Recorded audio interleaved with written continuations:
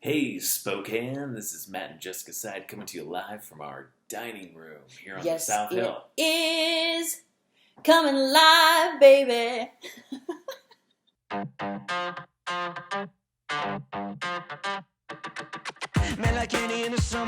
Welcome back, Spokane, to another episode of EvoReal Talks. This is Matt Side. And this is Jessica Side. And we're your hosts today.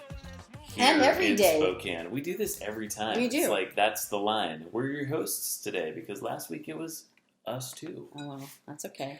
Well, we have a continuation of the history lesson from our resident historian. So maybe we should call it something different. Maybe some people just shut off when they hear the word As soon as they hear history, that, we're on the radio. This is a Money Talk radio station. I know. And like, what? Let me just remind people the reason why we do this. Is it okay to do that really quickly? Sure. It's your show. This is... He also tells me I'm the boss all the time, which I'm not sure how I feel about that, but I'll take it as a positive. I think that we forget sometimes that the history and of our city contributes to who we are now, and that certainly contributes to the value of our homes. And you're going to want to live in a community that you care about, and I think history helps us to care about the community and understand our roots. So there you go. Perfect. Just a reminder. So last week we talked about the parks in Spokane and where the parks came from and how we in the early 19th century, really 1900s, developed all kinds of parks and how that happened. So last week we talked about Aubrey White, who was the gentleman who was the president of the board, and was he kind of like Leslie Knope? Yes, he was totally Leslie Knope, and so passionate about parks. And he knew about the group, the Olmsted brothers. They were famed for their work on Central Park in New York City, and we had the great fortune of getting them involved in our designing the parks. So just really quickly, they then came up with a plan that was 4 massive parks, 5 smaller parks, 11 playfields, numerous parkways, major improvements to 10 of our existing parks. And we kind of talked in general about their philosophy of every citizen being within a 10 to 15 minute walk of a park. And so this week... Am I going to steal your thunder if I ask, were they a part of the Riverfront Park development? Do you know that? We are going to talk about that. So that's actually kind of toward the end of this. So let's just talk first. I want to share with you what parks they proposed. So let's talk about the first 4 big parks. The big ones. The big ones. So the first one was called Gorge Park. And Gorge Park was covering the banks of the Spokane River downstream from the falls all the way to Natatorium. Natatorium. I don't know why that word is so hard for me. You just call it Nat Park. That's why everybody else called it Nat Park. That's right. Natatorium Park site. So that's what it covered. Now this area consists of the 200-acre High Bridge Park and the Herbert M. Hamlin Conservation Area. So there you go. So it was called one thing, now it's called something else, but it is the same park. It's funny, I've lived here basically my whole life, and I think I've gone to High Bridge Park once. I know, I think we were there together. Yeah, we were. I know that my brother used to go down there a lot because they have a wonderful Frisbee golf. Yeah, like a disc golf. Yeah, exactly. So I thought was interesting. This is another quote from the Olmsteds when they talked about the gorge. They said, "The gorge is a tremendous feature of landscape, that one which is rarer in a large city than a river, a lake, a bay, or a mountain." Like, they were very taken by the gorge. Because it's just not something that they saw very often, which I thought was kind of cool. So the second park, large park, was Upriver Park, which is a huge area of both banks of the Spokane River, beginning at about Havana and extending east. So the area south of the river was briefly made into Spokane's first public golf course. It was called Upriver Golf Course. And then in 1916 was converted into Spokane's first airfield, now called Felts Field. Oh, interesting. And then the part north of the river, so it was along both sides of the river, the part north of the river now includes the 147-acre Upriver Park Conservation Land, Camp Sakani Park and Minnehaha Rocks. And those are pretty popular. Again, yeah. Our good friend and marketing director, That's right. Dan Wilson, is very involved in the Camp Spokane area. It's a lot of mountain biking trails there now. Takes care of they take care of those trails. Not right now, but he is. Who knows? He could be. Who knows?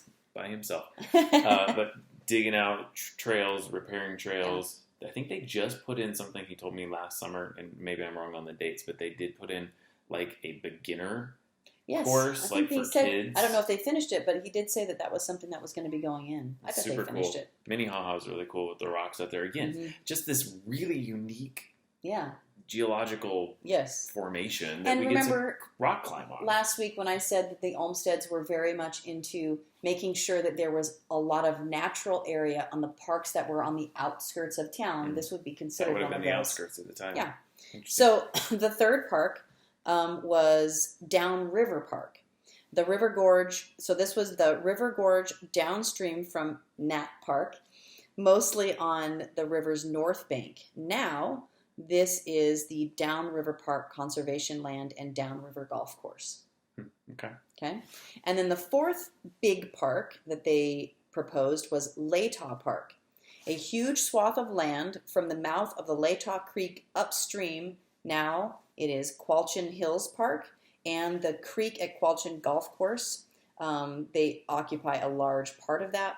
And then High Drive Parkway and the 292-acre undeveloped Hangman's Park occupy the bluff areas above. So a lot of that Latah Creek area. Sure. I mean, would that be the bluffs that go along High Drive? Yes, I believe so. Yeah. So then the local parks that they proposed was Rockwood Park, which is now a 51-acre Lincoln Park. Okay. I-90 took a lot of the original park. When they brought I-90 through, it kind of went right through Lincoln Park. Interesting. I mean, Lincoln Park has a pool, but it's always been like there's great pictures of it when it was like this wonderful community wading pool with all these kids, a huge wading pool for kids. They also had a Queen Anne Park, which I thought was interesting since Queen Anne Hill in Seattle, and now that is Finch Arboretum, which is 56 acres. Ravine Park, which is now today Indian Canyon Golf Course, and the undeveloped 155-acre Indian Canyon Park, and part of Highbridge Park as well. We should do the Indian Canyon Park. I don't think I've ever been to the park. Yeah, I don't know if I have. I've been golfing there. Yeah, but that's not... yeah, interesting. Okay. So then we have the West Heights Park, which is now 464 acres Palisades Park on the rim rocks above the city's west side. And then you have East Side Park. It was actually never acquired, and Spokane Community College sits on part of that land. Remember last week you were talking about the Parkway? Yeah, what a Parkway is. Aubrey White Parkway. Oh, the Falls. You said Spokane Community College. Oh, that's true. I was thinking it was a different one. Oh, I thought I had something there, but I don't. However, the land on or near the recommended site is now the Upriver Drive Parkway, the Minnehaha Park, Esmeralda Golf Course, and part of the Centennial Trail. So, cool. Pretty cool. I have a few other things I want to talk about because they also recommended that we improve some of our parks. They wanted to improve Manitou Park, which was already in existence. They wanted to expand the parks, put in play fields, and have a better aesthetic use of the dramatic rocks and ledges. And they said, lose the zoo as soon as possible. There was a zoo there? There was a zoo there, which I did know that, but I didn't realize that they had said, get it out. I don't know why. I would have to do a little bit more research. I cannot imagine it was a very good zoo. They were very much into like roads not being straight, but wandering. And so all of those wonderful roads inside of Manitou Park were also, encouraged by them. Corbin Park, they wanted to add a shelter. They wanted to add tennis courts. They wanted to add playgrounds and winding parkways. The Adams Park, soon named Cannon Hill Park. Oh, interesting. They wanted to create a willow-shaded pond and a curved drive and a little brook and a rock bridge and a shelter. So we were able to, really all of that is pretty much there still today. Liberty Park also, they wanted to add a lake, playfields, and tennis courts. So there you go. There's some of the improvements that they wanted to make. They also did the parkways, Upriver Parkway, Manitou Boulevard, Rockwood Boulevard, and then the Olmsteds were privately contracted to do the entire Rockwood neighborhood. Like that was their whole design, which makes sense because aesthetically it has a lot of those of the winding roads. Exactly. So here's our last contribution that they made. Okay. The railroad jammed downtown riverfront above the falls was not part of the Olmsted's plan, but only because the Olmsteds, here's the quote from them. This area has already been partially, and they used literally quotations, improved, as one might ironically say, but it is questionable whether any considerable proportion of the community is proud of most of those improvements. They predicted that someday we would come to our senses and reclaim that area. And then finally in the 1970s, for the expo, we did reclaim it. It continues to be a gem of our community. And even today, they are, still improving that area. So yeah, that's true. Those, I'm sure some of those projects have been delayed, but yeah, we have a lot of thanks to give to those first people who looked at our town and said, this is going to be something great, and we're going to put the money and the time and energy into making these parks now. And this statistic is as of 2011, so I don't know how many changes, but this would be Spokane itself, not the valley or anything like that. 87 parks with over 4,100 acres of land dedicated to that. So for a mid-sized market, that is pretty impressive. I think it's great. I don't know. I haven't really done a lot of research on other cities, so I don't know how that compares. Here, maybe in some closing thoughts before we go to break. Yeah. Is Riverfront Park with a river running through the center of the city is extremely rare in the way that it is formed and created. And I know the Olmsteds weren't directly like a part of that, other than the fact that they didn't create the river that ran through the city? You didn't mean that. I'm talking about the park. Yeah. But the point is that it is definitely a draw to our city for anyone that is thinking of moving to Spokane. Yes. Like, you have to go through Riverfront Park. Absolutely. You need to walk on those walkways and see the falls. And this time of year especially. It's not just a river that runs through it. It's a powerful waterfall. Does a river run through it? A river does run through it. That's his favorite movie or book or something. It's not my favorite. It's one of your favorites. It has been a favorite. It's okay. It's good. No, but I mean, it's the powerful falls. It's such a great. I love going downtown and seeing it in the different times of year. It's really pretty awesome. Yeah, I would agree. All right, Spokane, let's jump into some real estate talk here on EvoReal Talks. We're talking last week to buyers. Yep. We've got some buyer stuff again this week, but we don't want the sellers to feel left out. So we mentioned this a couple weeks ago about people that are thinking about selling, or they've been thinking about selling and waiting and all these different things. Yep. I know that you had a conversation with a seller this week that has been preparing to get her home on the market. Yep. And maybe you could just share with our listeners a little bit about how your advice is different right now than it has been in the past. Yeah. So talking to a client who has been planning this move for a long time. I've been talking to her for a while, and we were just having a quick kind of update, trying to figure out where she was. And she's lived in her house a very long time. And so this is an opportunity for her to go through every drawer, every box, every closet, and purge the 30, 40 years that she's lived there so she can start fresh in a new house. They're going to be moving from an outer area of Spokane into the heart of Spokane. They're having a house built. Of course, this has been a difficult time because of the uncertainty of the construction and all of that stuff.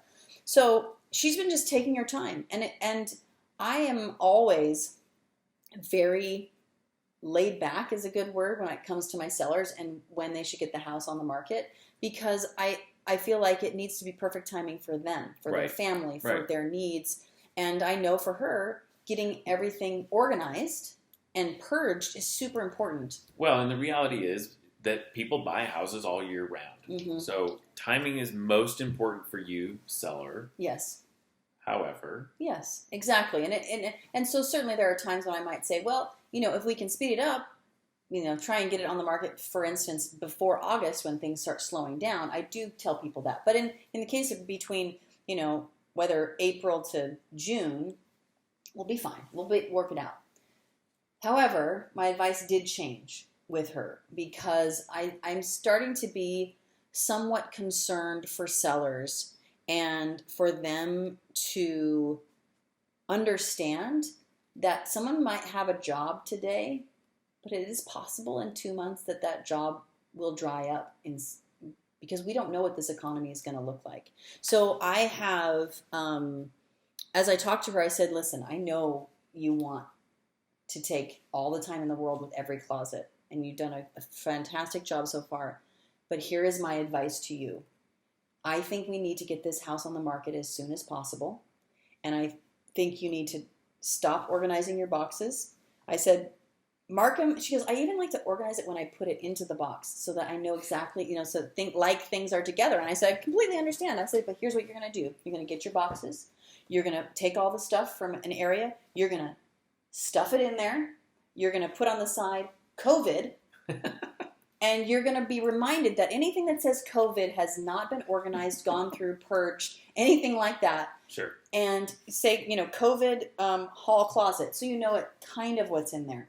And she really responded to that. She goes, I've been feeling that too, but I haven't figured out how I could move faster. But this is going to help me to just move faster. And then once she sells her house and she moves into the new place, then she's going to have time to look through those boxes. And it may not be exactly how she likes to organize, but I do believe that right now, if you are thinking of selling and you're serious about selling in the next 6 months. Yeah, I would say in 2020. Sure. Because there's just so much. That you should really consider getting on the stick. Because there are a lot of buyers out there that are really desperate for houses right now. I'm working with 3 or 4 buyers currently, and all of them are ready to buy. They are pre-approved. They are pre-approved and ready to go. And I think it's important to understand that, I don't know for some of the buyers out there, not mine, but there are certainly buyers out there that their jobs may...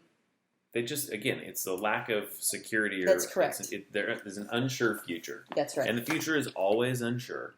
Well, now but more I think than that ever. there's a Yes. projection of even more so. Mm-hmm. And which leads into what I wanted to talk about Sure. for buyers is the importance of getting pre-approved. Yeah. So you're talking about your buyers that are pre-approved, they're ready to go, they're looking for property. Last week's featured property was our listing on Dalton. And after I got a text from somebody that said, hey, my daughter is interested in this listing that you guys just put on.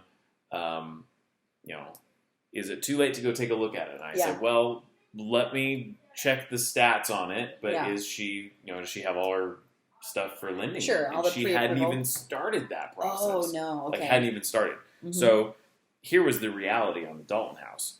We had 10 offers in 48 hours. Yes. And so the problem was, and I guess this is the advice that I have for buyers right now in this market, especially at certain price points, and we're going to actually talk about that in a second too, is you're not even going to be able to compete if you're not completely ready to go with That's pre-approval.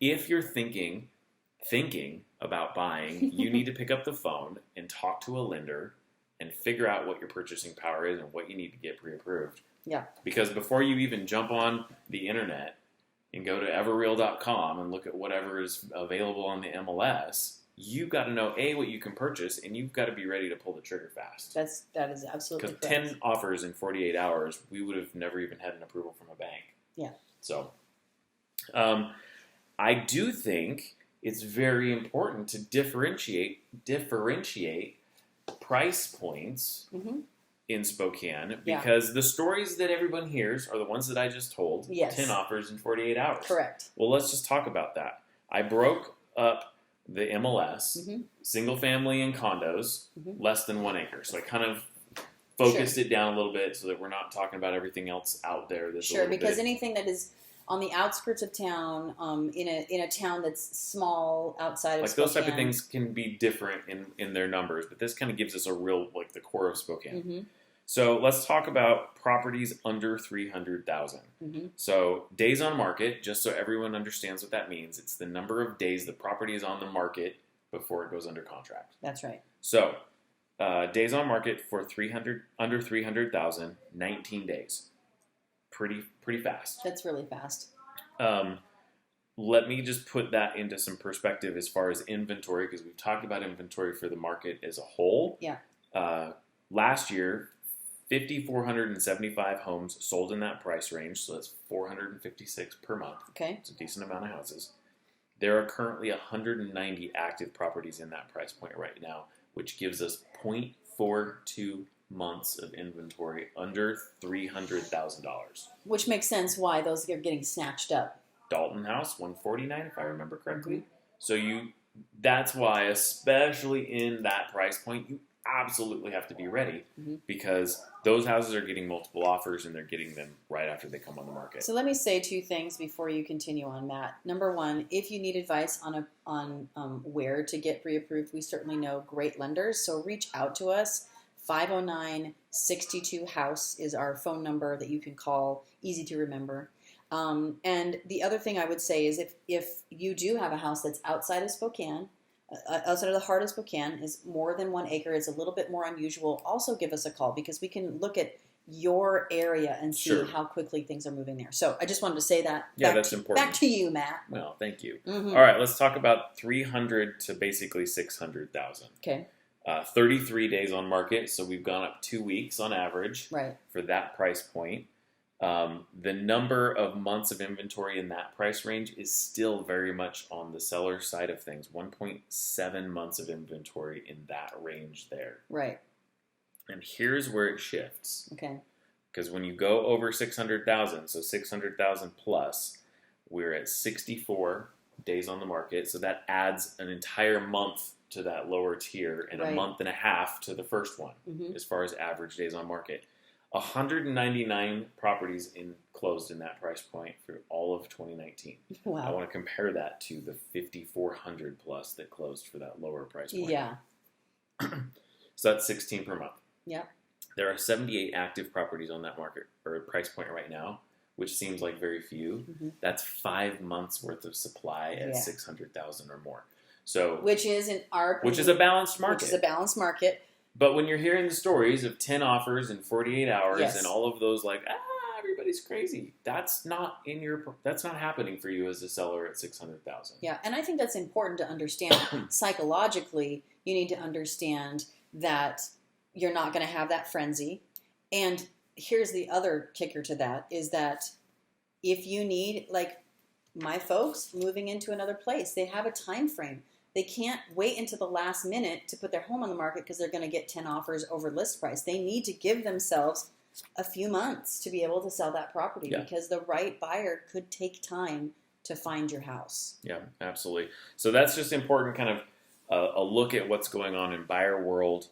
Let me just kick it over to you just real quick, kind of Okay. shift it up a little bit. Mm-hmm. What's going on in Spokane? What's what's the love in Spokane right now? I don't know what's to love in Spokane right now. Well, obviously, I think the thing to love is that parks are opening up. We're going to be able to go for walks and places that we haven't been able to go before in the last few weeks. I know I'm going for a walk almost every single day to just enjoy. And you know what? I was thinking about this. I was thinking about the fact, because it came up on my Facebook, that a year ago on Tuesday, my daughter and I were at Bloomsday. Yeah. We were in Bloomsday, and I was thinking, you know what? Actually, that ties back to what I was talking about on the radio show, because Bloomsday, the reason we call it that is because we have so many wonderfully blooming things, and the reason we do is because of all the money and effort we put into Our parks. and our trees and our parkways and our lilac trees. I mean, think about, there's an entire section inside of Manitou Park that's just dedicated to lilacs.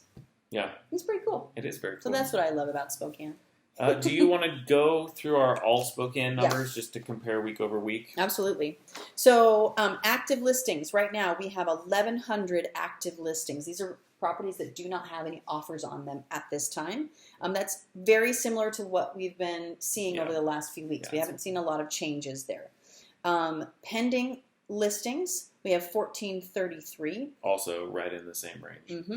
Sold in the last 7 days, 124 properties sold in the last 7 days. Again, we're very consistent. Now, I will say this. That's not necessarily the best thing in the world for May in Spokane. We'll go into that a little bit more. Sold in the last 30 days, 612. The 30 days before that was 717. Pretty close. Yep. Average per month for the last year was 880. So you can see the difference there. We're over 270 off. Yeah, we're basically in number of months of inventory across the whole thing. We talked about the little micro areas, if you will, but we're still at 1.2 months inventory on average for the entire MLS. And our median sold prices are still hovering between 280 and 292, kind of, basically. Kind of in that range. Yeah. So that's kind of everything as it is snapshot right now. Let's take a look real quick at April numbers. So the association board meeting this week, we did some stats comparing April 2020 to April 2019. Yeah. And I thought that these were really interesting numbers. So new listings that came on the market in April of 2020 compared to 2019, down 29.2%. That's a huge drop. That's what you were talking about before. Is like, hey, we're kind of consistent here, except it's May. Yeah, and this is supposed to be our hot month for new properties coming on the market and selling, actually. Closed sales were down 11.7% year over year. Lockbox openings, so people accessing lockboxes, down 37%. That's huge. Pending sales were only down 5.8%.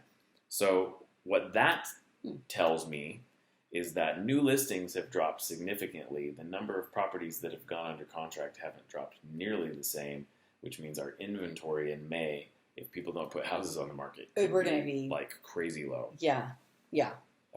Median price is up through the month of April in 2019 versus 2020 by 13.3%. So we're still going up, and of course with the demand, I'm seeing ridiculous. People are bidding them up. Yeah, exactly. I think the bottom line is, as we've kind of indicated a little bit, we've got a prolonged late winter, early spring market rather than the kind of usual summer market that we're experiencing. And this, again, it comes back to with another 3.2 million people this week claiming unemployment, puts us up to 33.5 million people. And I get it. A lot of it's probably temporary. Right. But the reality is ain't nobody getting a loan on unemployment. Yeah. So if they come out the other side, yeah, my prediction, potentially, June and July are going to see even lower numbers than we're seeing right now, just because buyers are going to have to get back to work and actually get several paychecks before lenders are going to be able to qualify them for a loan. Yes, because there are big companies that were already struggling and now are really not doing well. I heard about AMC, which is one of my favorite places because I love to go to the movies, but struggling and maybe filing for bankruptcy. So what is that going to do for those people? Yeah, J. Crew filed for bankruptcy, and so who knows? I think there's a lot of things that we don't know at this point. But so before we say goodbye to everybody today, I want to say one more thing, and that is support your local businesses that are opening up for curbside pickup. Mm-hmm. Like I'm realizing that Auntie's Bookstore and Uncle's Games, which are two places that I love, and even Falco's Fireplace. I bought something today and I'm going to go pick it up. Like try and support our local economy by finding out if you're thinking of buying something. Yeah, pick up the phone and find out if somebody's there to help you get it. Yeah, exactly. So that's all I want to say before we finish today. Thanks, happy Mother's Day tomorrow, and happy Mother's Day to you. I was speaking to all of the world. I thought you were talking to me. I was, but to the world and especially to you. Thanks, babe. Happy Mother's Day. All right. Thank you for listening, everybody. We'll talk to you next week. All right. Have a great day. Bye.